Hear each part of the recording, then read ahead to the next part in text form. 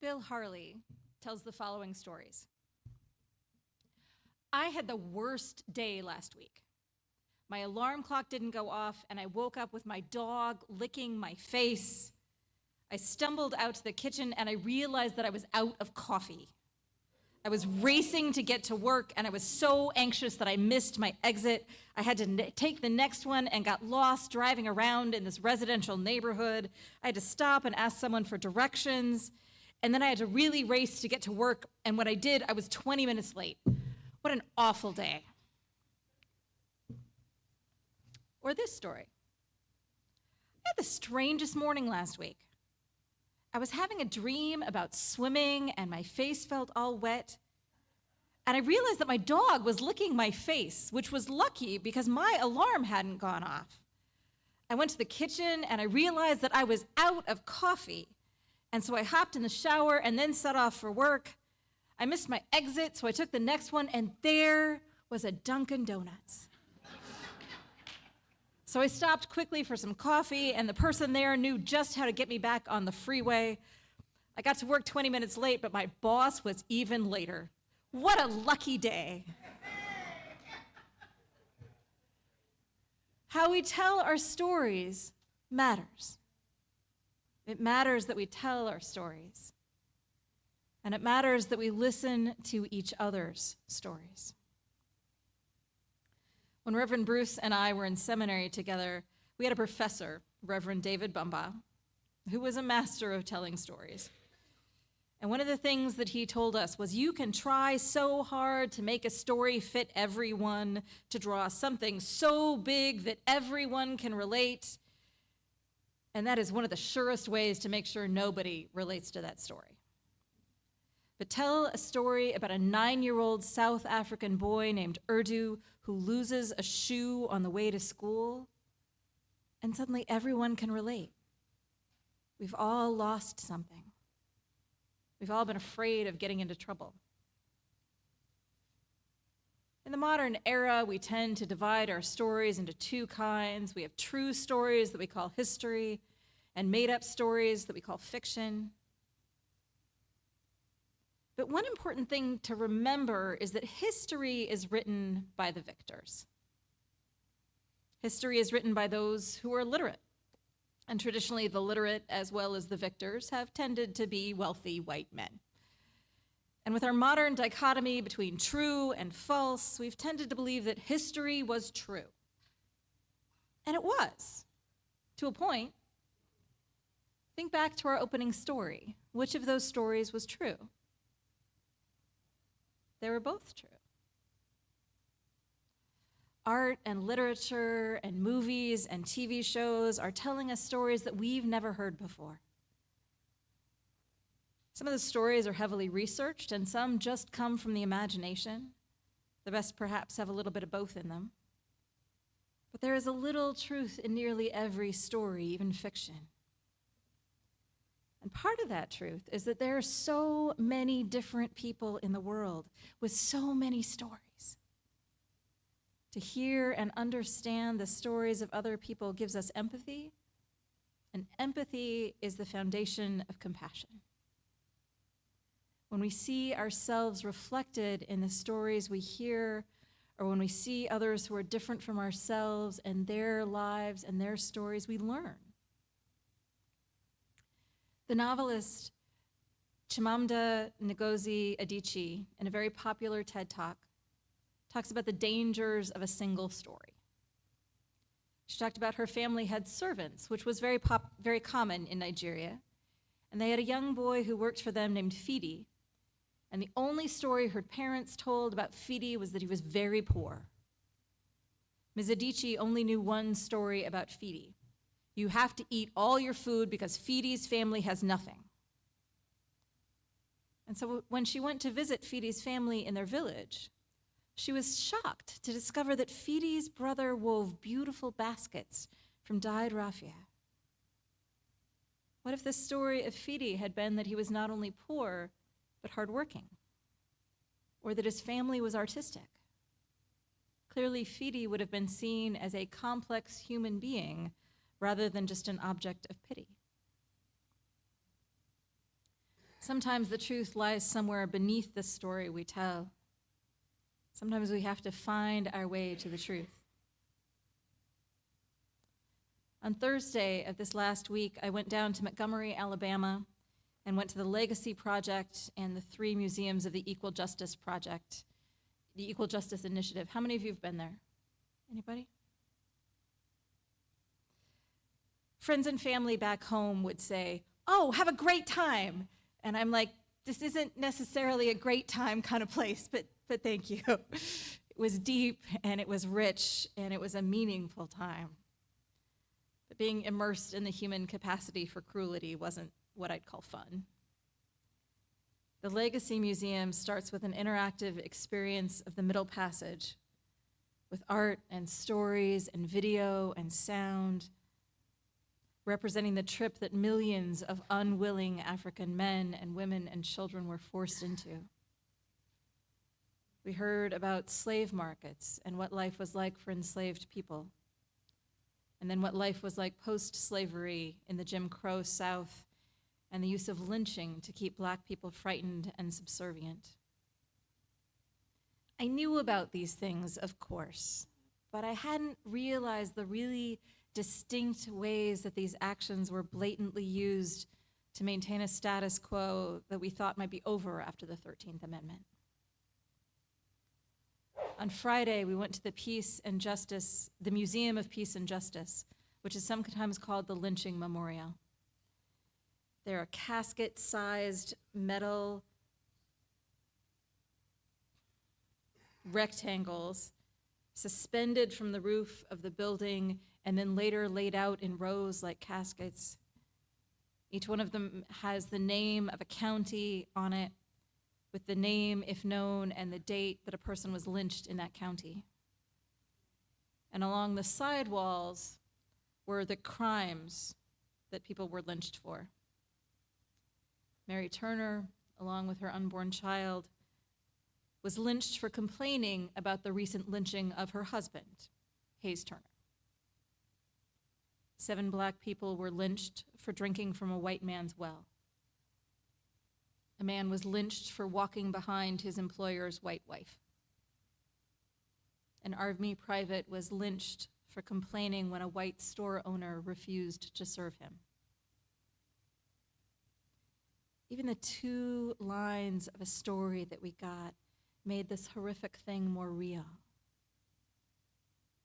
We learned something about the randomness with which these horrific actions designed to keep Black people terrorized took place.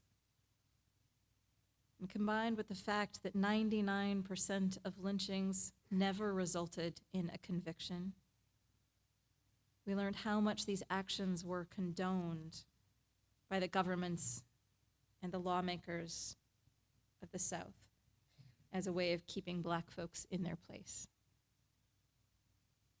We saw the direct link between the dehumanizing effects of slavery and the dehumanizing effects of segregation and the dehumanizing effects of mass incarceration, which affects Black, Indigenous people of color at far higher rates. We heard the stories and saw the photos and artwork of Black children and adults arrested for crimes they may or may not have committed. We read the desperate letters they sent to the Equal Justice Initiative begging for help with their cases. We are all the centers of our own stories, and we sometimes forget that our experiences aren't the same as everyone else's. It is possible that those of us who are white might not understand how people of color might be afraid of police officers, but hearing those stories will make you understand. Imagine being a 20-something kid who was brought to this country as a young child, and now you fear being sent to a place that you don't remember, whose language you might not even speak. And for those of us who may fit fairly neatly into a gender box, we might not understand how another person just doesn't pick one, or how someone can be so convinced that the way they were born isn't the way they're wired. But friends, I've got to tell you that there are a whole lot of very real trans and non-binary people out there who understand themselves just fine, thank you very much, and just need to be left alone to use the bathroom in peace. I'm frightened about the country these days. I'm scared about the end of democracy and the dismantling of the federal government and the demonization of immigrants and trans folks and scientists and government workers.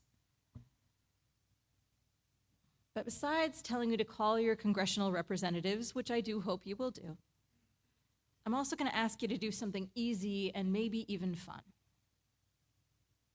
I'm going to ask you to listen to other people's stories.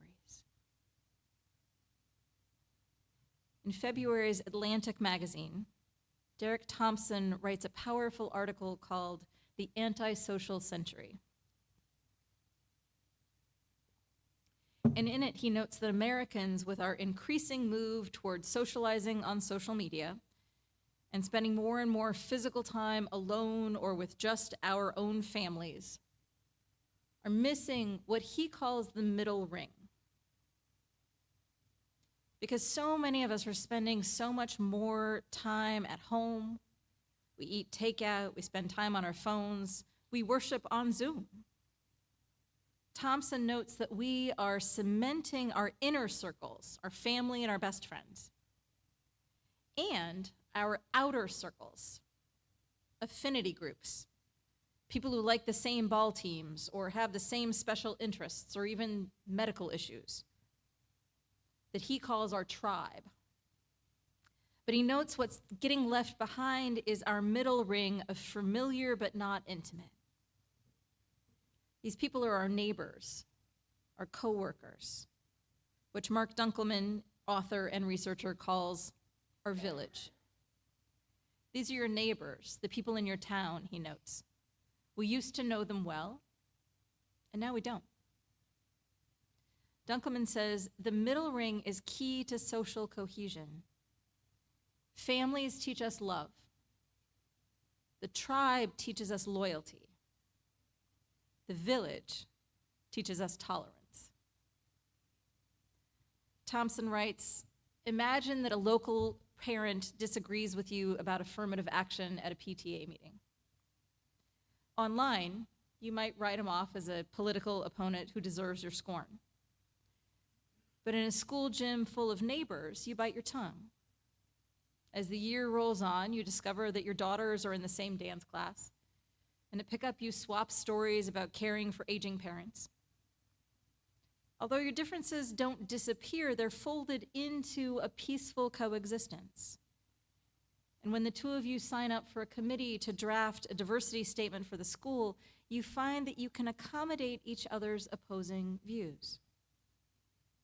And when the two of you sign up for a committee, it's politically moderating to meet thoughtful people in the real world who disagree with you, Dunkelman says.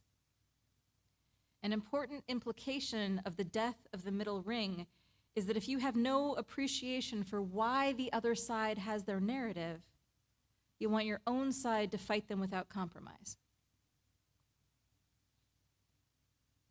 So many pieces of our lives are being siloed, from the places we get our news, to social media, to how we interact with our neighbors.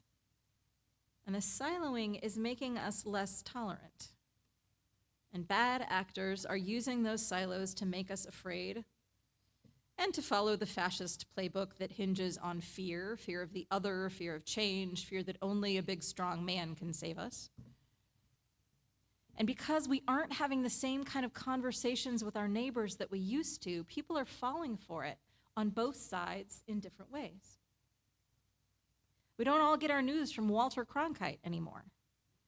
We don't all watch the same television shows. Instead, whatever your political viewpoint or your taste in television, you can get exactly what you want pretty much on demand. And we find ourselves siloed into echo chambers where we hear the stories that feed into our own beliefs over and over and over again. Now, I will admit, I think my side is right. I think trans folks are real and immigrants are just hardworking people trying to make a better life for themselves and their families. You aren't going to change my mind on those things no matter what news channel I watch. But I also remember my thoughtful, kind neighbors, Greg and Belinda, who live next door to us in Portland. One day I asked Greg about a volunteer sapling that had reached about 8 feet tall. I knocked on his door and said, "I'm sorry, but is that our tree or yours? And I'm thinking we should probably cut it down." And Greg went and got his chainsaw and he promptly cut down the oak sapling that was going to take over our rose bushes. "Thanks," I said. "We don't have a chainsaw." "No," he said, "but you have a me and I have a chainsaw." During the worst of the pandemic, they would bring over baked goods and I'd send the plate back with goodies for them. They invited us to come over to the library in their living room, which was filled with books. I was surprised to hear they were moving to Texas. I gotta tell you, not a lot of folks move from Oregon to Texas. And even more surprised that they were moving because Texas fit their politics better. We didn't share the same political views, but I knew they were good people and they knew the same about me. I think we need more of that in the world. I am kind of appalled that, it used to be that I didn't disagree with some of the presidents, but I felt like some of the presidents were at least trying to be presidents for everybody. This is weird, folks. I gotta tell you. Because if you don't have real folks whose stories you want to hear, that's what art is for. Art in the sense of novels and memoirs and movies and documentaries that are written or about people of different races and genders and nationalities and classes from you. Because at its best, art makes us feel and understand different perspectives. I love reading novels and seeing films from different points of view. It's a great way to learn other people's stories. I want to hear these stories. I want to hear your stories. Everyone has them. Everyone has moments of hope and joy and triumph and pain and loss. And we are richer when we can hear stories of those who are different from us and embrace both our differences and our similarities. Art does this in a way that history sometimes cannot. I don't just want to hear the victor's version of the truth. I want to hear the stories of the immigrants and the servants and the chambermaids and the teachers. So go, my friends. Go out this week and seek the story of someone who isn't just like you. Talk to someone in the grocery store, or read a novel or see a movie about someone of a different race or gender or orientation. There are facts and lies, but there are also many different versions of the truth out there. Go hear someone else's. May it be so. Blessed be, and amen.